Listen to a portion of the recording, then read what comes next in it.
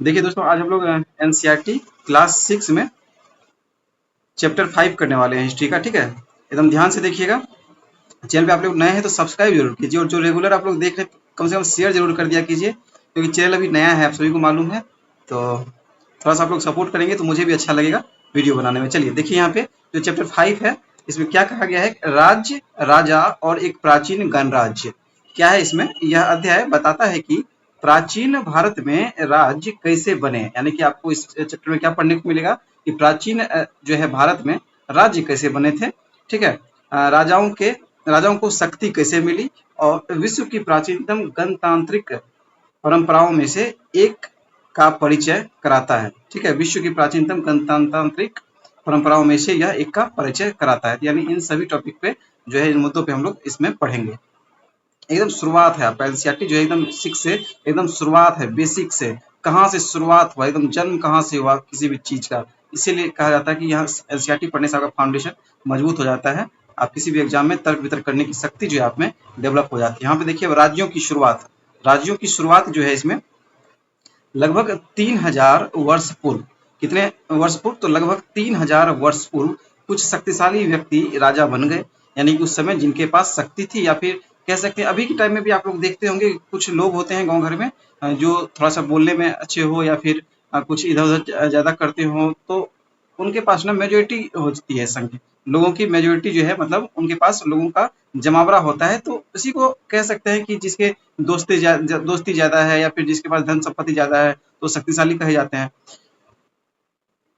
तो लगभग 3000 वर्ष पूर्व कुछ शक्तिशाली व्यक्ति राजा बन गए। अश्वमेध यज्ञ, अब देखिए अश्वमेध यज्ञ, तो क्या था यह अश्वमेध यज्ञ, तो एक घोड़ा छोड़ा जाता था, जो राजा उसे रोकता, उसे राजा की सत्ता स्वीकार करनी पड़ती या लड़ना पड़ता। यानी कि उस समय अश्वमेध यज्ञ करवाया जाता। कुछ लोग यानी शक्तिशाली बने, और शक्तिशाली बनने के बाद जो है वो लोग क्या किए कि अपने जो है साम्राज्य को बढ़ाने के लिए, या फिर अपने आप को और ज्यादा शक्तिशाली करने के लिए, वो जो है एक नियम अपनाते थे। क्या करते थे कि अश्वमेध यज्ञ करते थे। आप लोगों ने अगर देखा होगा रामायण, जो आपके जो रामायण है, उस रामायण में भी अश्वमेध यज्ञ की चर्चा है, जहाँ पे आपको भगवान रामचंद्र के द्वारा अश्वमेध यज्ञ करवाया जाता है, और जो अश्वमेध यज्ञ का घोड़ा जो है छोड़ा जाता है, और जिसे लव कुश द्वारा पकड़ लिया जाता है। आप लोगों ने ये टीवी सीरियल में भी देखा होगा।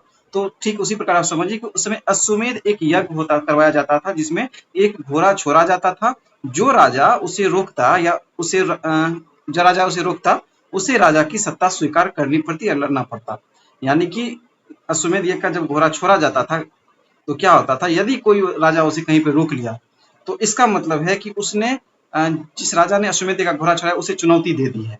अगर किसी ने उसे निर्बाध रूप से जाने दिया, इसका मतलब उसने सत्ता स्वीकार कर ली है, उसे कोई आपत्ति नहीं है शक्तिशाली राजा से। लेकिन अगर जिसने उस घोड़ा को रोक लिया, तो उसे इसका मतलब जो है आपत्ति है उस शक्तिशाली राजा से। इसलिए जो है उसे उस राजा से की चुनौती स्वीकार करनी पड़ती थी, और उसे उसकी सत्ता स्वीकार, या फिर उससे लड़कर उसे जीतना होता था, या फिर उसकी सत्ता स्वीकार करनी पड़ती थी।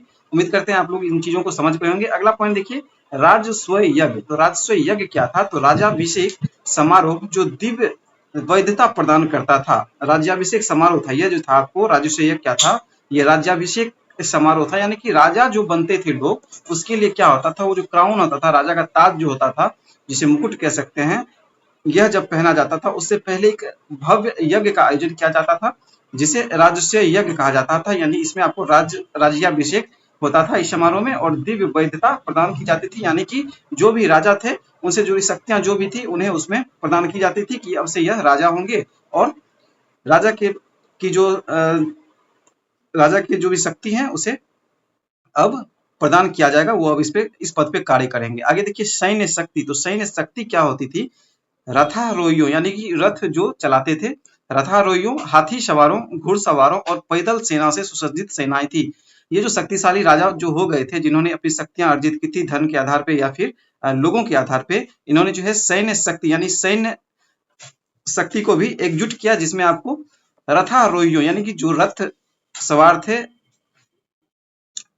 उनको रखा, रथ वाली टीम को कह सकते हैं। हाथी सवार जो हाथी चलाते थे उन्हें रखा, फिर घुड़सवार यानी कि जो घोड़ा चलाते थे उन्हें भी रखा, और पैदल सेना की टुकड़ी भी इन्होंने बनाई, जो इसकी सैन्य शक्ति बनी। ये चारों पांचों मिलकर जो है इस राजा के सैन्य शक्ति बनी। ठीक है, उम्मीद करते हैं आपको यह समझ में आया होगा। और यहाँ पे अगर आपसे पूछ दिया जाए कि शक्तिशाली राजा के क्या जो है इसमें से निम्नलिखित में से कह सकते हैं एक प्रकार का कि शक्तिशाली राजा से संबंधित तथ्यों को चुने, तो आपको ये सभी चीजें उसमें शामिल करने होंगे कि शक्तिशाली राजा जब होता था तो उसके पास क्या क्या होती थी। अब देखिए जनपद या प्राचीन भूराजस्व, तो जनपद और प्राचीन भूराजस्व क्या था। तो जब प्रमुख अधिक शक्तिशाली होते थे, जब प्रमुख यानी कि जो राजा थे प्रमुख अधिक शक्तिशाली होते गए, उन्होंने अपने क्षेत्र का विस्तार किया। ठीक है, जब शक्तिशाली कोई भी हो जाता है, तो आप वैसे भी अभी भी देखते हैं जिसके पास धन संपत्ति ज्यादा हो जाता है वो भी प्रॉपर्टी खरीदते हैं, अपना बिजनेस में इन्वेस्ट करते हैं, यानी कि वो अपनी जो है संपत्ति को और भी बढ़ाते हैं। तो जब प्रमुख जो है यानी कि जो राजा जो है अधिक शक्तिशाली होते गए, उन्होंने क्या किया, अपने क्षेत्र का विस्तार किया।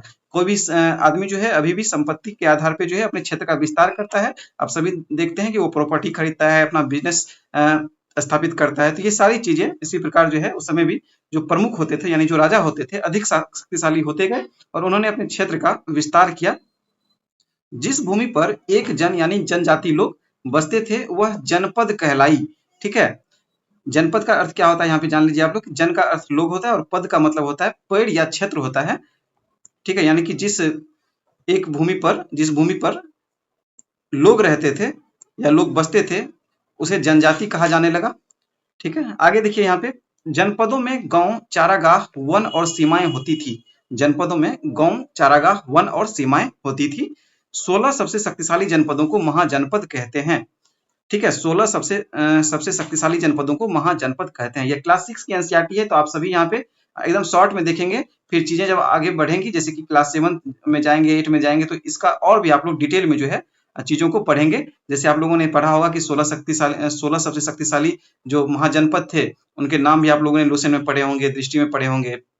तो ये सारी चीजें आपको आगे क्लास में जाकर देखने को मिलेंगी। जब हम लोग आगे बढ़ेंगे तो उन सारी चीजों को भी देखेंगे। यहाँ हम लोग अभी इस पे फोकस करते हैं। आगे देखिए, इसी से संबंधित आपको यहाँ पे एक चार्ट बनाया गया है। 16 महाजनपद ये कब थे, तो 600 ईस्वी पूर्व लगभग थे। ठीक है, या ईसा पूर्व कह सकते हैं, सॉरी ईस्वी पूर्व, 600 ईस्वी पूर्व यह थे। इसमें कौन कौन से थे ये 16 महाजनपद, तो अंग, मगध, काशी, कोसल, वज्जी, मल, चेदी, वत्स, ठीक है, कुरु, पंचाल, मत्स्य, सुरसेन, अशक, अवंती, गांधार और कंबोज। ठीक है, परीक्षा के लिए सबसे महत्वपूर्ण क्या हो जाता है आपको, तो मगध, कोसल और वज्जी जो थे यह वैशाली महाजनपद के भाग थे।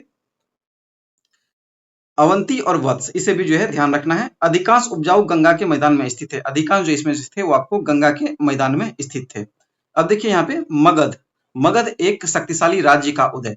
तो मगध जो है आपको, मगध एक शक्तिशाली राज्य का उदय में क्या कहा गया है, यह स्थान जो है आपको आधुनिक बिहार, गंगा, सोन और चंबल नदियों से घिरा रणनीतिक स्थिति है। आपको यहाँ पे स्टेटमेंट वाले क्वेश्चन में पूछा जा सकता है, तो आपको ये बिल्कुल ध्यान रखना है कि मगध जो है, मगध का जो है लोकेशन कहाँ था यानी कहाँ स्थित था, तो ये आधुनिक बिहार में गंगा, सोन और चंबल नदियों से घिरा हुआ था। ठीक है, संसाधन, तो संसाधन में मगध से संबंधित क्या देखते हैं कि उपजाऊ भूमि थी इसकी, वन, पास में लौह अयस्क, शक्तिशाली सेनाएं और औजार इसके पास अत्यंत मात्रा में थी। प्रमुख शासक जो इसके हुए बिंबिसार, अजातशत्रु, बाद में नंद और मौर्य भी इसके शासक हुए।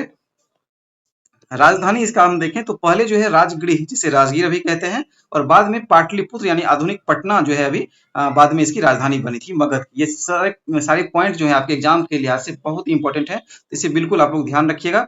इसे आप लोग नोट जो है जरूर करते जाइएगा, पेन पेपर लेके आप लोग बैठेंगे इसे नोट्स करते जाएंगे, क्योंकि 6 से हम लोग कर रहे हैं, तो आपको जो है इस तरह से और भी जो है छोटे छोटे पॉइंट देखने को मिलेंगे और आगे जाके इसी का जो है आप लोग विस्तृत अध्ययन करेंगे और कंपटीशन के एग्जाम में आपको यह चीजें बहुत ही काम आने वाली है। ठीक है, आगे देखिए, वज्जी गणराज्य प्राचीन लोकतंत्र क्या कह रहा है इसमें, प्राचीन भारत का एक अद्भुत राजनीतिक प्रयोग वज्जी संघ यानी गणराज्य जिसकी राजधानी वैशाली थी। शक्ति अनेक राजाओं में बटी थी, इस समय एक व्यक्ति में केंद्रित नहीं थी। ये शॉर्ट नोट्स है, इसमें आपको एकदम शॉर्ट में लिखा गया है, इसलिए आपको यहाँ पे इस तरह से लाइन देखने को मिल रहा होगा कि शक्ति अनेक राजाओं में बटी थी, एक व्यक्ति में केंद्रित नहीं थी। यानी कि कहने का मतलब है कि प्राचीन भारत में जो है वज्जी संघ के समय जिसकी राजधानी आपको वैशाली थी, इसमें जो है शक्तियां जो है अनेक राजाओं में बटी हुई थी। ऐसा नहीं था कि एक राजा में जो है शक्ति नहीं थी, बहुत से छोटे छोटे जनपद थे और सभी के जो है राजा थे और सब में जो है शक्तियां बराबर तरीके से बटी हुई थी, केंद्रित शक्ति नहीं थी उस समय। एक सभा या परिषद थी जो शासन पर चर्चा के लिए नियमित बैठकें करती थी। बौद्ध ग्रंथों में वज्जी के लिच्छवियों का उल्लेख है। आपसे एक क्वेश्चन जो है बहुत बार पूछा भी गया है, बीपीएससी में भी आपको ये सवाल पूछा गया है बार बार कि वज्जी के लिच्छवियों का उल्लेख किस ग्रंथ में है? तो बिल्कुल ध्यान रखिएगा, यह बौद्ध ग्रंथों में इसका उल्लेख देखने को मिलता है। यह सिद्ध करता है कि प्राचीन भारत में राजतंत्र और गणतंत्र दोनों थे। ठीक है, आगे देखिए, राजाओं को संसाधन कैसे मिलते थे?